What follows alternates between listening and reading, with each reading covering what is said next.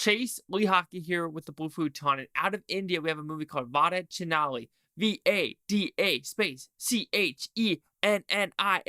Is this gangster drama slash action worth your time? Did Hulu screw up the subtitles and make the movie shorter? The answer is yes and yes.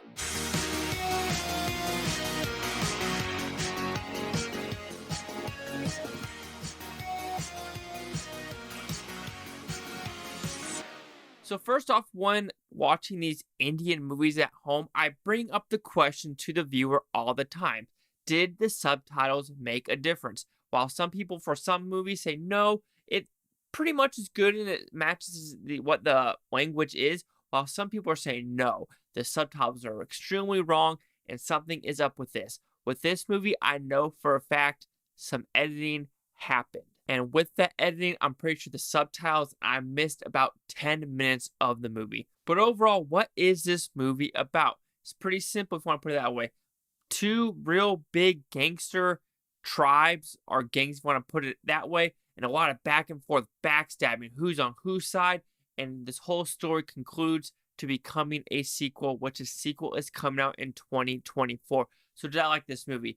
I actually enjoyed some aspects of this movie more than Gangs of Woospar, which came out in 2012. Some people might crucify me for that, but I think some of the storytelling and the character arcs in this one was a little bit more fleshed out and also felt just more realistic without the gunplay. Even though you can say the last 30 minutes came out of nowhere, but the first 2 hours of this movie, I was entertained and I understand these characters a little bit more than some other movies. However, I'll give the negatives of the movie first. And one of the negatives to the movie can be the timeline. I know for a fact a lot of people got on me for the Gangs of Loose Part 1, but I think sometimes when they keep going like 2012, 1988, I'm just putting out names, but it goes back and forth. Some of the characters do look a little bit different. And I'm like, ooh, I totally forgot who that character was with what gang. Because sometimes it does go super fast with the dialogue and the subtitles. And like I said, I know for a fact there is editing issues with that. So even though I'm kind of going back to saying the flashbacks are a little bit confusing, I know for a fact they're confusing because of the editing. There were some edit cuts where it'd be like people on a motorcycle and all of a sudden just cut. The music cuts and it goes in a completely different scene. As well as there's a scene where we're watching a room and the camera's a real shake. So I know for a fact something happened when it came from India to Hulu. And I did miss a couple minutes of the movie. And I can't blame the movie for that, but I can blame Hulu for the editing for that aspect. And you can say the last 30 or 20 minutes of the movie might be a little bit like jarring, but I loved it. The action cinematography was great. It did feel out of place because none of the 2 hours before had action set pieces like that. It was a lot more of a dialogue driven movie. Some action pieces here and there, like in the prison of who's trying to shank who and everything like that. But the last 30 minutes, it was great cinematography. However, it was a little bit dark, and I was like, when they were fighting, I was like, oh, whose side are they on? Whose side are they on? So, unfortunately, there was that mishap for the movie. And let's stop talking about the negatives and talk about the positives of this film. It is strongly acted. It is a strong script. It is strong cinematography, and it kept me entertained through the whole 2 hour and 30 minutes, even though it says it's supposed to be 2 hours and 44 minutes. I saw the 2 hour and a half version, and I'm still mad about the editing. So, but the acting, it is strong by the males, the females, the children, and everyone involved. Even from the young characters to the old characters, that transition works extremely well. The story is top notch, and I was entertained about who is actually on whose side. And I was confused sometimes. I was like, oh, is that person going to backstab that person? Or is that person really on that side of the aisle?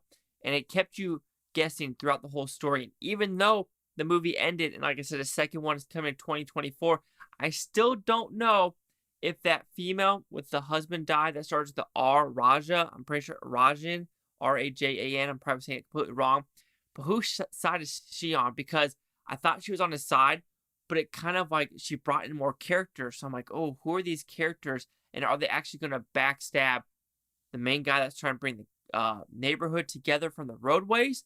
Or how about the guy that you thought his gang he was on, and he decided to stand up in this town hall to back the neighborhood? Like, is he going to get involved?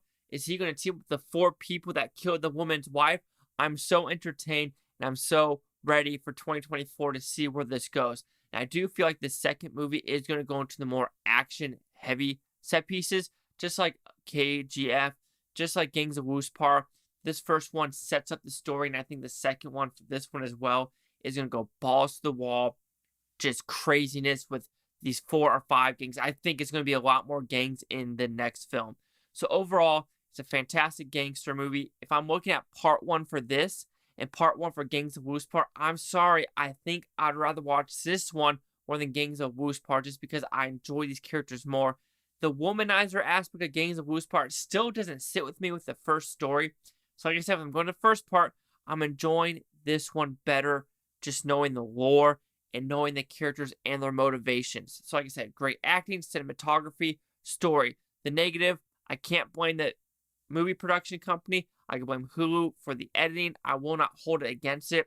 But also, you could say the last 30 minutes of this film felt a little off just because the action set pieces and the choreography was never like that in the first 2 hours of this film. So, Vada Chennai, I don't know, people, will receive a 4.5 out of 5 with Futons equals at 90%. I wasn't thinking I was going to be this entertained. With this one, I was. Let's see the critics' news scores gave this one. So critics, we have one of them, and it is a positive. It says it's worth your 2 hours and 44 minutes. I didn't get the 2 hour and 44 minute cut. Bummer.